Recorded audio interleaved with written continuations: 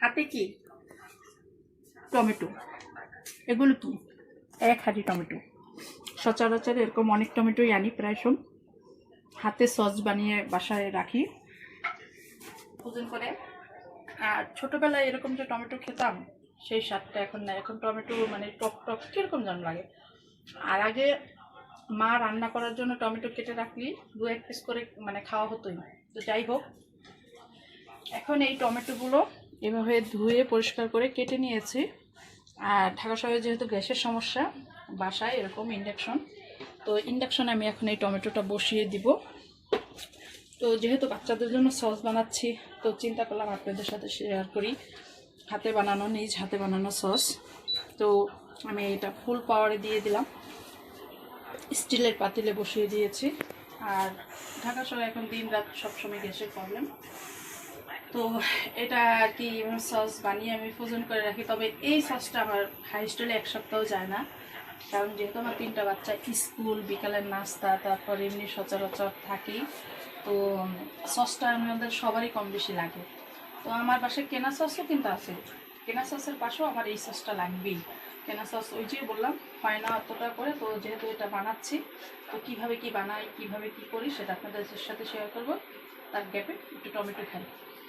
তো এই তো এখানে এই যে এরকম কাঁচামরিচ, পেঁয়াজ, রসুন এভাবে কেটে একসাথে করে আর কি এটা এভাবে দিয়ে দেবো।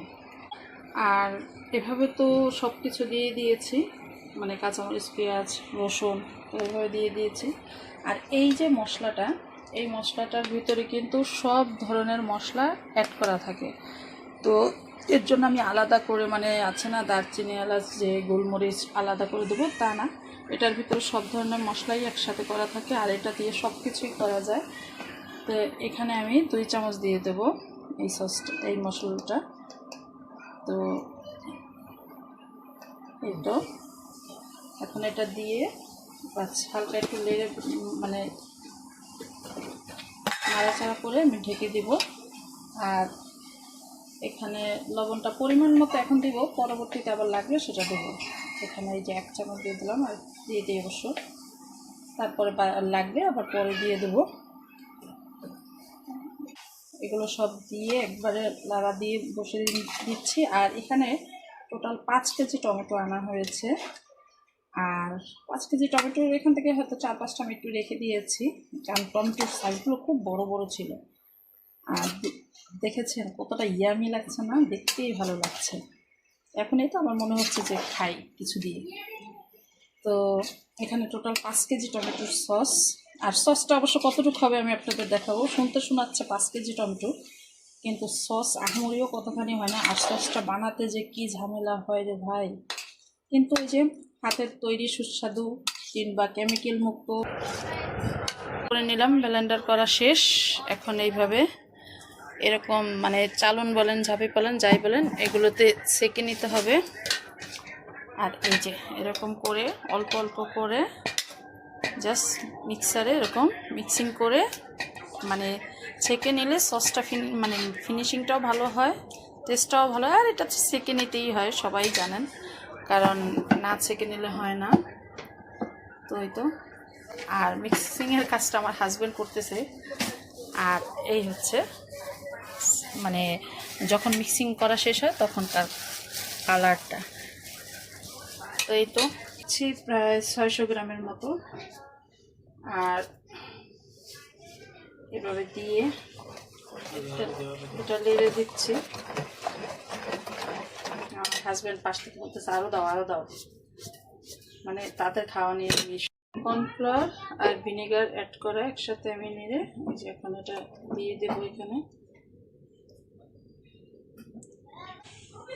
তো ভিনেগার দেওয়ার পর আর কর্নফ্লাওয়ার দেওয়ার পর আবার একটু নেড়ে দিচ্ছি। জিনিসটা দেখতেই কতটা কালারফুল। এভাবে বাসায় বসে হাতে বানিয়ে দেখেন সসটা কতটা টেস্টি আর ইয়ামি হয়, ভালোই হয়। তারপরও কেনা জিনিস আর হাতে বানানো জিনিস হাতে বানানো।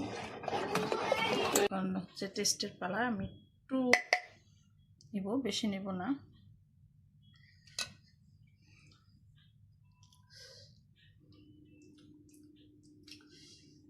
কিছু বলার ভাষা নেই।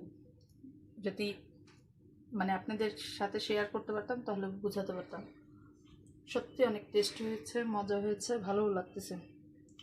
তবে আরও কিছু মানে ভাজা করা স্ন্যাক্স কোনো খাবারের সাথে খেতে পারলে আরও ভালো লাগতো।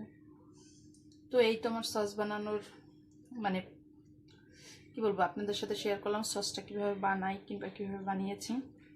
তো আপনারাও বাসায় বসে বানিয়ে ট্রাই করে দেখবেন, খুবই ভালো একটা জিনিস।